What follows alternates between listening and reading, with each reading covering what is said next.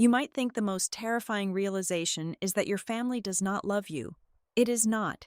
It is realizing they designed you as a backup plan to be sacrificed for their golden child. The exact day I held the keys to my first home at 28, I was met with an asset freeze filed by my own parents. They did not just want to steal my sanctuary, they wanted to use it to bury a crime. Hello and welcome back to Maya Revenge Stories. I sincerely appreciate your continued support, but I must share the unfortunate news that YouTube has completely demonetized our channel, leaving us without the budget to operate. Because of this, we are forced to pause uploading new videos here for the time being and will transition our operations entirely to Patreon. If you find today's story compelling, please support us by joining our Patreon family to hear even more incredible, longer, and highly detailed true exclusive stories that we simply cannot publicize on YouTube, featuring multiple emotional voice actors bringing every scene to life. You can join by scanning the QR code on your screen or by clicking the Patreon link in the description or the pinned comment of this video. Now, let us begin today's story, told from the perspective of our protagonist, Adeline Gordon. The morning sun poured through the original stained glass windows of my newly purchased classic Victorian home in the quiet suburbs of Denver, Colorado. The scent of fresh paint and polished hardwood floors filled the air, a fragrance that felt exactly like a hard-earned new beginning. I stood in the center of the empty living room, breathing in the quiet peace I had fought my entire life to achieve, but that peace was incredibly fragile.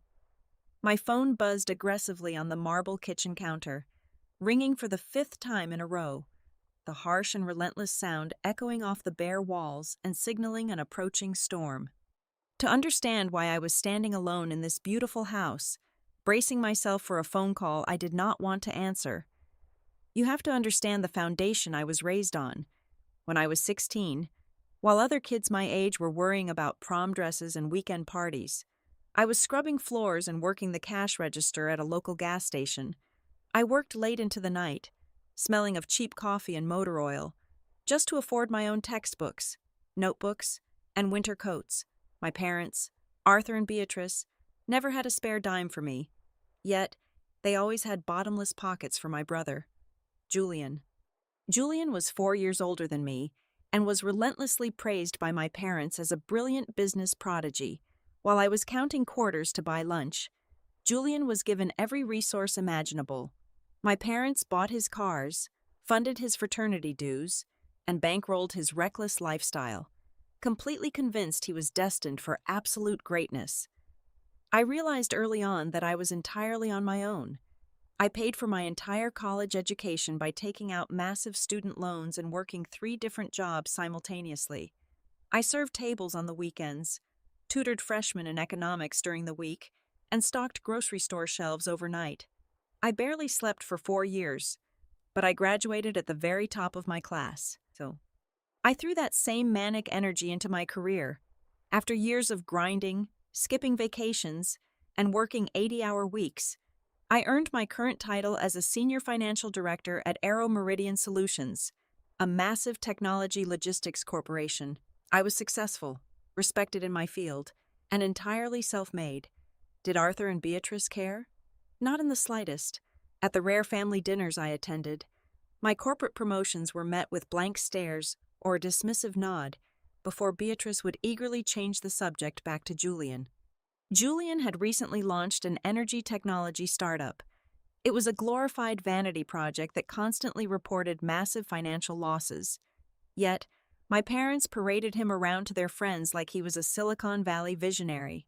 When his business accounts ran dry, Arthur and Beatrice would quietly siphon their own retirement savings and mortgage their assets to pour more capital into his sinking ship. I watched their toxic dynamic from a distance and made a silent promise to myself. I secretly saved my money for 10 long years. Every corporate bonus, every pay raise, every spare dollar went into a hidden account dedicated solely to buying my first home. I never breathed a word of this to my family. I knew with absolute certainty that if my parents found out I had cash liquidity, they would emotionally manipulate me into handing it over to invest in Julian. I refused to let my blood, sweat, and sleepless nights become fuel for my brother's delusions. The day I closed on the Denver house went flawlessly. The legal paperwork was signed. The seller shook my hand, and the heavy brass keys were finally mine. I spent the afternoon walking through the empty halls, envisioning the peaceful life I was going to build. But the victory was violently cut short. That very evening, as the sun dipped below the Colorado mountains, my phone illuminated with an automated email from my bank. The subject line made my stomach drop and my blood turn to ice. A formal lien had just been filed against my newly acquired property by an unknown limited liability company, legally freezing my asset. I had barely unlocked the front door, and someone was already coming to take my sanctuary away. I stared at the glowing screen of my phone, my pulse hammering a frantic rhythm against my ribs. A property lien.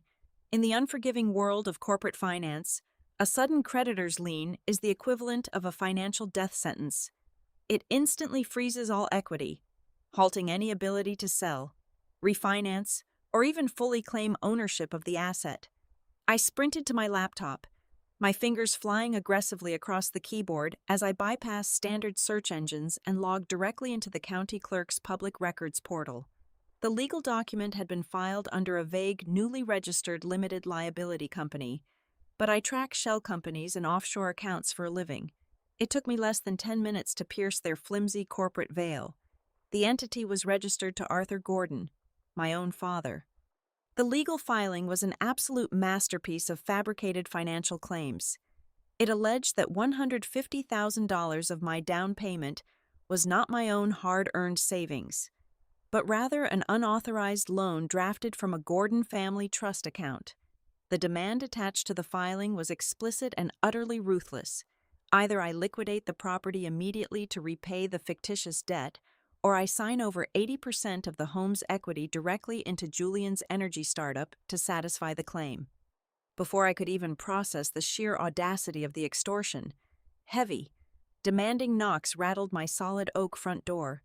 I walked down the hallway, the polished wood cold against my bare feet. I yanked the door open. Arthur and Beatrice stood on my porch, under the fading evening light. There were no warm smiles, no housewarming gifts, no congratulations on achieving a milestone I had fought a decade for.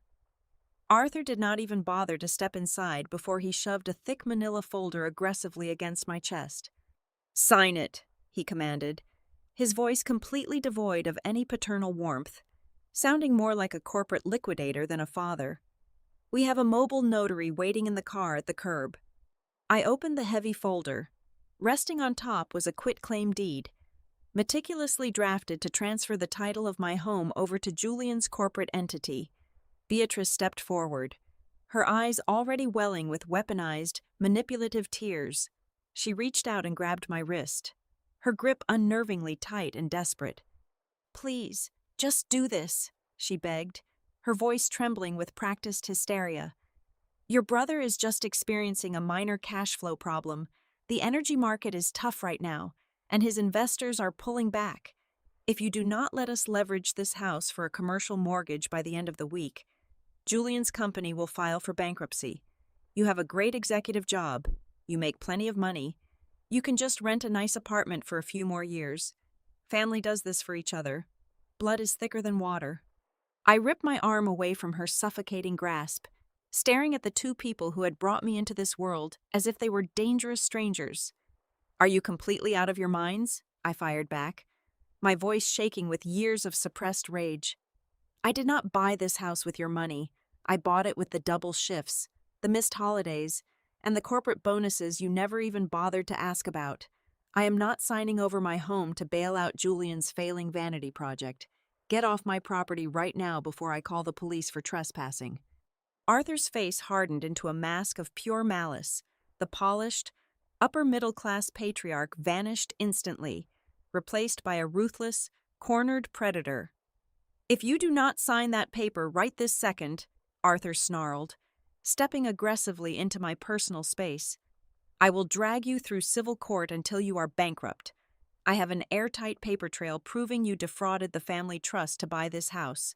When I am done with you, Aero Meridian Solutions will not just fire you, They will have you prosecuted for corporate theft.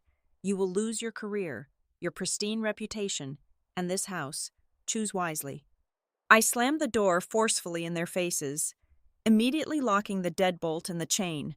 My hands were shaking so violently I could barely unlock my phone.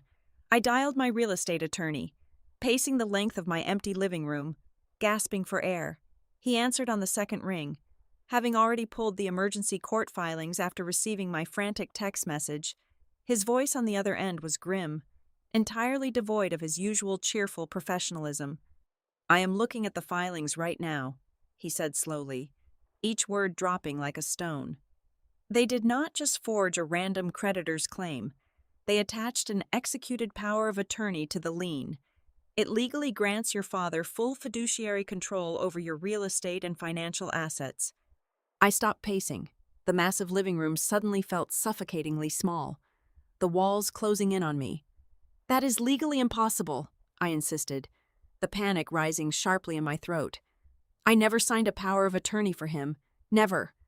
My lawyer sighed heavily, the dreaded sound echoing through the receiver. "I am looking at the scanned document from the county clerk. The notary seal is legitimate.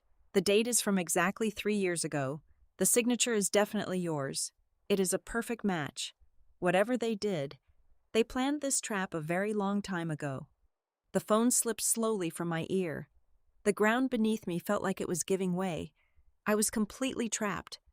The psychological warfare began before the sun even came up the next morning. My phone vibrated endlessly on the nightstand, practically buzzing itself off the edge. I groggily swiped the screen, only to be met with a flood of notifications across every social media platform.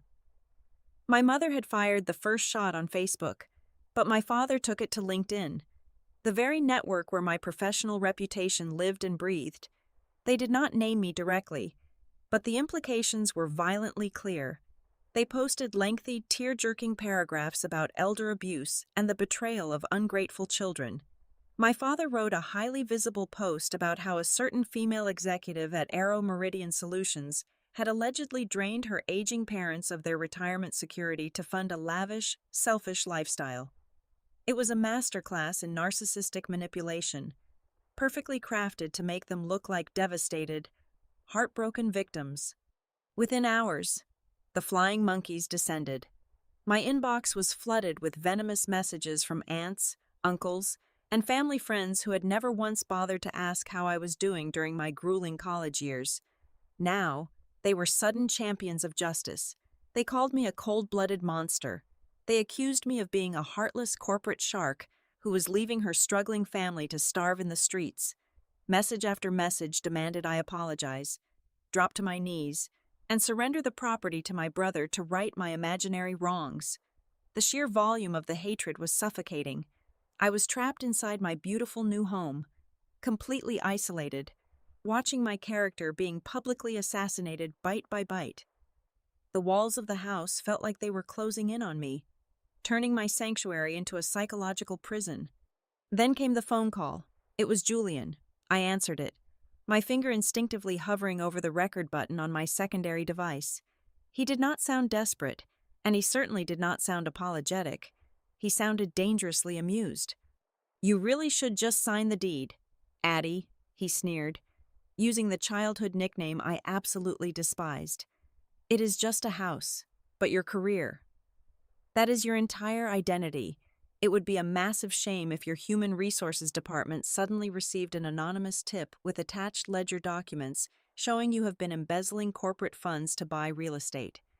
My blood ran freezing cold. He was explicitly threatening to frame me for corporate fraud if I did not submit to their extortion. "You would not dare," I whispered, though my voice shook uncontrollably. Julian just laughed, a cruel and echoing sound that made my stomach churn. "Try me. I have absolutely nothing to lose right now. You have everything to lose." His threat was not just an empty bluff. By noon, the poison had seeped entirely into my professional life. My secure corporate line rang. It was the head of human resources at Arrow Meridian Solutions, requesting my immediate presence in her office. Walking into that glass-walled room felt exactly like walking to my own execution. The online rumors had caught the attention of our corporate compliance officers. My parents' vague but targeted posts were actively threatening the pristine public image of the company. I sat in the rigid leather chair, digging my fingernails deep into my palms to keep my hands from visibly shaking. I had to leverage every single ounce of my flawless 5-year track record. I looked the director dead in the eye and pleaded for a grace period. I explained clearly that I was the victim of a coordinated financial extortion scheme by estranged relatives. I begged for exactly 2 weeks to resolve the personal chaos before they took any disciplinary action against me or placed me on administrative leave. Thankfully, my history of relentless dedication and spotless audits bought me that narrow, fragile window of time. I drove back to my empty house in a state of absolute psychological collapse. The silence of the unlit living room was crushing. I slid down the freshly painted wall and hit the hardwood floor, pulling my knees tight to my chest. The urge to just give up was overwhelming. It would be so incredibly easy to just sign the papers, hand over the house, and make the unbearable, deafening noise stop. I buried my face in my hands, ready to surrender to the darkness they had dragged me into. But as I wiped away the tears of sheer exhaustion, my eyes caught the rough, permanent calluses at the base of my fingers. Those calluses were physical scars from years of washing searing hot dishes in industrial sinks, from gripping steering wheels during late-night delivery shifts, from clenching cheap pens during sleepless nights of studying. I traced the hardened skin, and the crushing despair suddenly evaporated. It was instantly replaced by a white-hot, razor-sharp fury. They did not build me, and they were absolutely not going to break me. I stood up, wiped my face clean, and opened my laptop. I did not call my real estate lawyer this time. Instead, I wired a massive retainer to a ruthless private investigator and dialed the absolute best financial fraud litigator in the entire state of Colorado. I sat perfectly still in the sterile, heavily air-conditioned conference room of my newly retained legal counsel. Spread across the massive mahogany table were high-resolution blow-ups of the power of attorney my father had filed with the county clerk. My attorney, a ruthless former federal prosecutor who specialized exclusively in high-stakes financial fraud, watched silently as I leaned over the documents. I am a senior financial director. I spend 60 hours a week analyzing complex corporate ledgers, identifying fiscal anomalies, and hunting down displaced corporate assets. Numbers, formatting, and legal documents tell a very specific story, and the story this document was telling was a sloppy, arrogant lie. I studied the spacing of the paragraphs, the slight digital pixelation around the notary stamp, and most importantly, the exact placement of my signature at the bottom of the page. The ink flow and the pressure marks were genuine, but the typography of the surrounding text was completely mismatched. It hit me like a physical blow to the chest. The signature was absolutely mine, but the context was entirely fabricated. I closed my eyes and forced my memory to drift back exactly 3 years. I was in my final, grueling semester of college, frantically applying for a supplemental student loan to cover my graduation expenses. My father had cornered me in the kitchen and demanded I sign a blank financial authorization page, claiming he would fill in his guarantor details later, so I would not have to miss my final exams to visit the bank in person. I had been exhausted, stressed, and I had blindly trusted him. He never submitted that application. Instead, he kept that blank. Signed sheet of paper hidden in his desk for 3 entire years. When I bought my house, he meticulously scanned that old signature, digitally spliced it with a fraudulent legal template granting him total fiduciary control over my assets, and clearly bribed a shady notary to backdate the official stamp. It was a calculated, premeditated financial ambush. As I was explaining this precise methodology to my attorney, the heavy glass door of the conference room swung open. The private investigator I had hired walked in, tossing a thick, heavily tabbed dossier directly onto the mahogany table. He did not bother with pleasantries or gentle introductions. He looked directly at me and delivered a bombshell that completely shattered the reality I thought I knew. Julian's heavily hyped energy technology startup, the company my parents endlessly bragged about, was a complete ghost ship. The investigator had pulled the corporate tax returns, utility bills, and commercial lease agreements.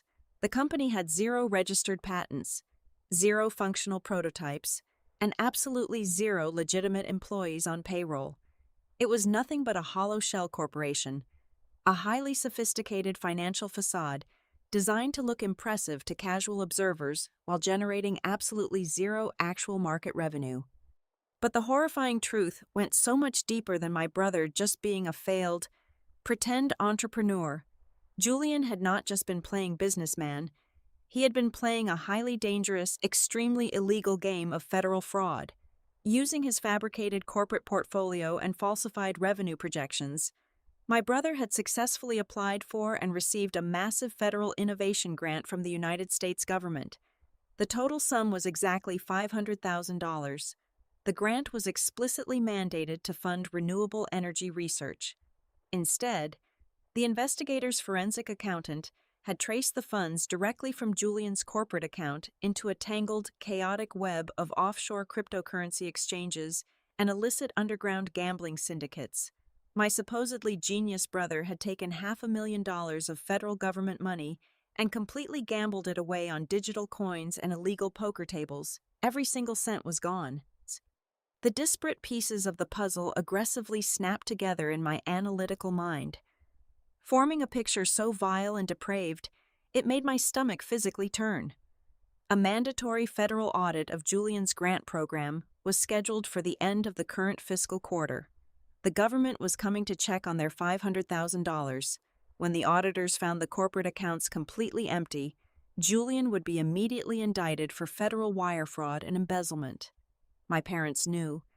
Arthur and Beatrice knew exactly what their precious golden child had done.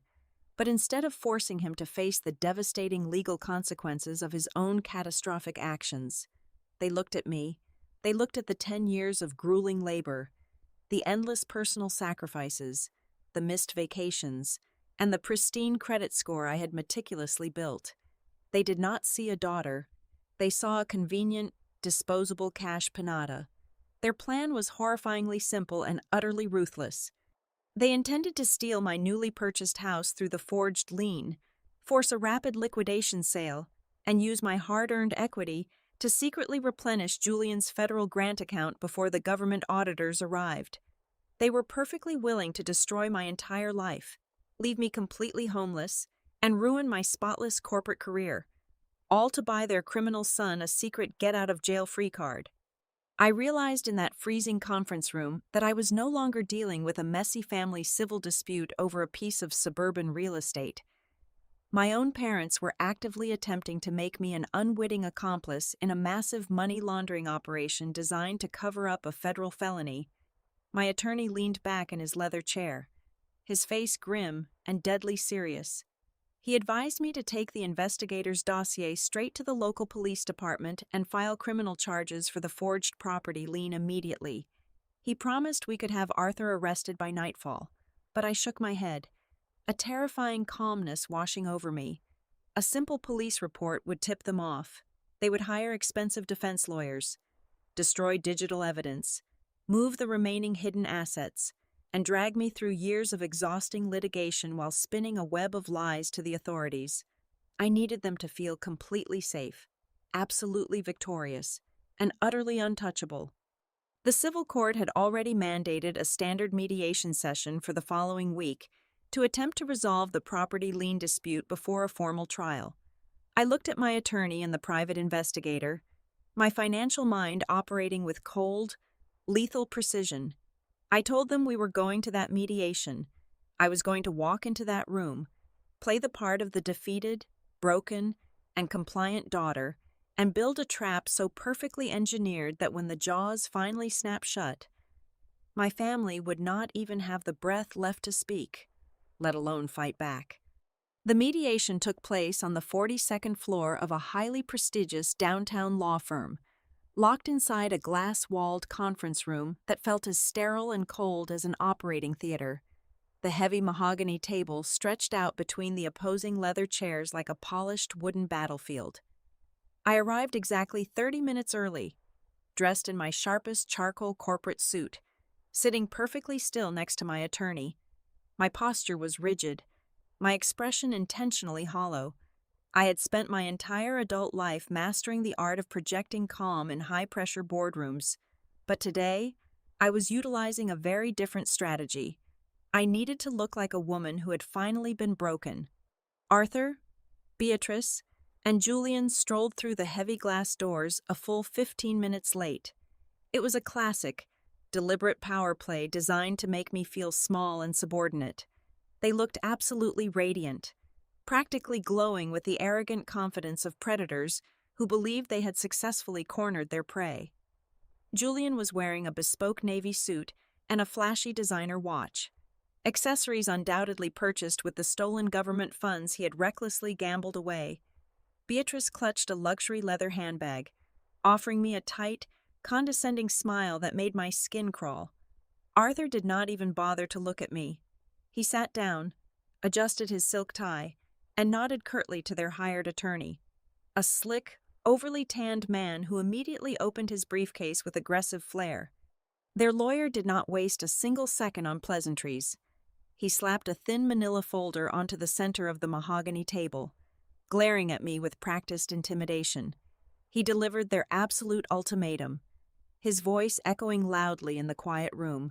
I had exactly 24 hours to voluntarily sign over the deed of my newly purchased property to Julian's corporate entity. If I refused, they would immediately file a formal civil lawsuit for financial fraud against the family trust. Furthermore, he explicitly threatened to release a heavily fabricated dossier of my supposed ethical violations directly to the Human Resources Department at Aero Meridian Solutions, ensuring I would be terminated, blacklisted from the corporate finance sector, and left completely destitute. I slumped my shoulders forward, letting my hands tremble slightly as I clasped them together on my lap. I lowered my gaze to the polished wood, playing the part of the terrified, defeated daughter to absolute perfection. The court-appointed mediator, a stern woman in her late 50s, cleared her throat and pressed the button on the small digital recording device sitting in the middle of the table, legally documenting the session. I took a shaky, calculated breath and looked directly across the table at my brother. "Before I sign my entire life away to you," I whispered, making sure my voice cracked just enough to sound thoroughly crushed. "Before I lose the one thing I worked 10 years to build, I just need to know the truth. Julian, for my own sanity, who exactly do you need this house to pay off? Is this really to save your energy company?" Julian leaned back in his plush leather chair, lacing his fingers together behind his head. The sheer, unadulterated arrogance radiating from him was nauseating. He looked at me not as a sister, but as a minor, easily squashed inconvenience. He could not resist the urge to gloat on the official record. Narcissists never can. "Oh, Addie," Julian sneered, shaking his head with a cruel, mocking laugh. "You always were so dramatic. You think this is about a house. You think you are actually a real equal in this family? You are a tool. You have always been a tool. Mom and Dad never expected you to be anything more than a financial safety net for me. When my ventures need capital, you provide it. That is your sole purpose. You are not a daughter. You are just the family garbage collector, meant to clean up the messes and pay the bills. So yes, your little house is going to fix my cash flow problem. Now stop crying, pick up the pen, and do what you were born to do." I glanced slowly at my parents. Beatrice was smiling warmly, nodding in absolute agreement with every single degrading word Julian had just spoken. Arthur looked utterly bored, waiting for me to surrender. The trembling in my hands instantly stopped. The facade of the broken, terrified daughter evaporated into thin air. I straightened my spine, rolling my shoulders back as a profound, freezing calm washed over me. I looked Julian dead in the eye, and the smug smile on his face faltered for the very first time. "Thank you, Julian," I said, my voice ringing out with crystal clear, lethal authority. That admission of intent is exactly what I needed for the official audio record. before their slick attorney could even process the sudden shift in my demeanor. I reached down into my leather briefcase. I pulled out a massive, heavy binder, easily 3 inches thick, and slammed it down onto the mahogany table with a deafening crack. I slid the first document across the polished wood, pushing it directly under my father's nose. That is a sworn, certified affidavit from a federal forensic handwriting analyst, I stated coldly, watching the color begin to drain from Arthur's arrogant face. It legally proves that the signature on the power of attorney you filed is a spliced forgery, taken from a student loan document I signed exactly 3 years ago. It completely invalidates your fraudulent property lien. But honestly, Arthur, civil forgery is the absolute least of your problems right now. Their lawyer lunged forward, his hands scrambling over the documents, his professional composure completely shattering. "We are halting this mediation immediately," he barked, reaching out to shut off the recording device. "My clients are not answering any more questions." My attorney calmly reached out and intercepted his hand, keeping the digital recorder running. "Nobody is leaving this room," my lawyer said, his voice dropping to a dangerous, gravelly tone. He pulled out his cell phone, tapped a single button, and looked toward the heavy glass doors of the conference room. The doors swung open. 2 tall individuals wearing dark suits and stern expressions stepped into the room. They did not look like corporate lawyers. They moved with the unmistakable, heavy authority of federal law enforcement. They bypassed the mediator and stopped directly behind Julian's chair, reaching into their breast pockets to flip open solid gold badges. "Julian Gordon," the taller agent spoke, his voice completely devoid of any emotion. "We are special agents with the Financial Crimes Task Force." The silence in the room was absolute, heavy, and suffocating. Julian's designer-suited body went entirely rigid. His arrogant smirk vanished, replaced by the pale, gray complexion of a dead man. I leaned forward, resting my elbows on the table, staring directly into the terrified eyes of the brother who had just called me a garbage collector. "I did not just investigate the forged lien," I told him, my voice devoid of any sympathy. "I had a private investigator and a forensic accountant dig into your entire corporate portfolio. Exactly 48 hours ago, I handed over a complete, unredacted dossier to the federal authorities. They have the ledgers proving your energy company is a ghost shell. They have the IP addresses of the offshore cryptocurrency accounts. They have the digital receipts from the illegal gambling syndicates. And they have the exact paper trail proving you embezzled $500,000 in federal grant money, and that you and our parents conspired to steal my house to launder the missing funds before the government audit." Arthur let out a strangled, breathless sound, clutching his chest as he collapsed back into his chair. Entirely paralyzed by the sheer magnitude of the trap they had blindly walked into, Beatrice, however, completely unraveled.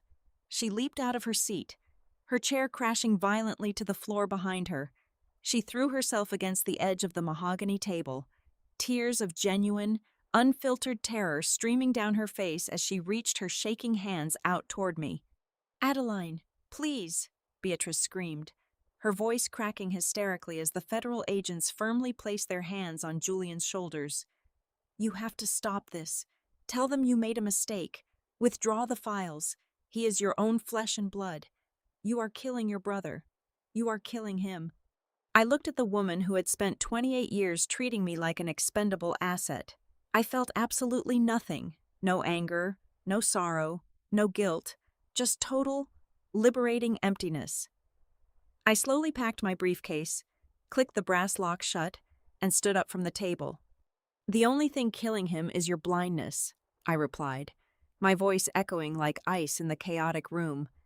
"As for me, I am just taking out the trash." The mediation session did not just collapse, it completely disintegrated. The civil judge reviewing the case was instantly notified of the federal involvement, and within 48 hours, the fraudulent property lien was formally and permanently dissolved by court order. The county clerk scrubbed the stain from my property title. As for Julian, he did not even make it out of the downtown legal building. The federal agents handcuffed him right in the middle of the crowded marble lobby. loudly reading him his rights as corporate attorneys and paralegals watched in stunned silence. Over the next several months, the justice system ground the Gordon family's facade into dust. Julian stood trial in federal court and was swiftly sentenced to 5 years in a federal penitentiary for wire fraud and embezzlement. There were no golden child privileges in a maximum security facility. Arthur and Beatrice were not spared, either. The authorities opened a massive investigation into their complicity and their attempts to obstruct the federal audit by laundering money through my property. The crushing weight of the legal defense fees completely drained their remaining accounts. The family business filed for total bankruptcy to pay their mounting debts and avoid joining their son in a federal cell. Arthur and Beatrice were forced to sell the sprawling suburban home they had lived in for 3 decades. The very people who had conspired to steal my sanctuary and leave me on the streets had effectively rendered themselves completely homeless, swallowed whole by their own unchecked ambition and toxic pride. Back at Arrow Meridian Solutions, the storm entirely cleared.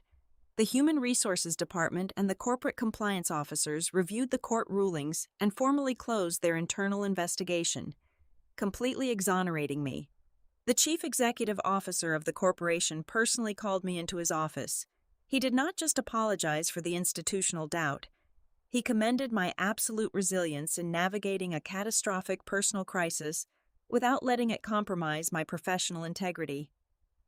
That afternoon, I was officially promoted to Regional Financial Director. The absolute finality of my new life arrived on a quiet Tuesday evening. My personal cell phone rang, displaying an unknown local number. I answered cautiously. It was Beatrice. Her voice was unrecognizable, stripped of all its former arrogance and manipulative polish. She was sobbing, a hollow, desperate sound. She told me that she and Arthur had been bouncing between cheap motels and were completely out of money. She begged, weeping into the receiver, asking if they could just come and live in the garage of my Denver house. She promised they would not bother me, that they just had absolutely nowhere else to go. I stood in the center of my beautiful, quiet living room, listening to the pathetic pleas of the woman who had tried to destroy me. I felt no urge to scream, no desire to gloat. "This house," I replied, my voice perfectly steady and unbothered, "was bought with the years I spent paying my own college tuition. It was bought with the sweat on the floor of that gas station, the double shifts, and the endless sleepless nights. There is not a single brick in this entire foundation that bears your name or Arthur's name." I hung up the phone before she could even draw another breath to speak. I immediately called my service provider, completely disconnected the line, and permanently changed my phone number. The last toxic chain connecting me to them was finally severed. That night, I stepped out onto the spacious balcony of my classic Victorian home. The crisp evening air of Colorado wrapped around me as I looked out over the quiet, glowing neighborhood. I took a slow sip of an expensive red wine, relishing the absolute, uninterrupted silence. I had finally learned the most difficult lesson of my life. Sometimes, setting a ruthless, impenetrable boundary is the absolute highest act of self-love a person can commit. There was no toxic forgiveness given, no forced family reconciliations, and no lingering guilt. There was only the absolute, beautiful peace of a woman who had finally taken back total ownership of her own life. Thank you so sincerely for staying with me and listening to my story until the very end. I would love to know, where in the world are you tuning in from today? Please let me know in the comments. As I mentioned at the beginning, YouTube has completely demonetized our channel, meaning we can no longer upload new videos here for the foreseeable future. If you found my journey compelling and want to support the team that brought it to life, please help us by transitioning over to the Maya Revenge Stories Patreon.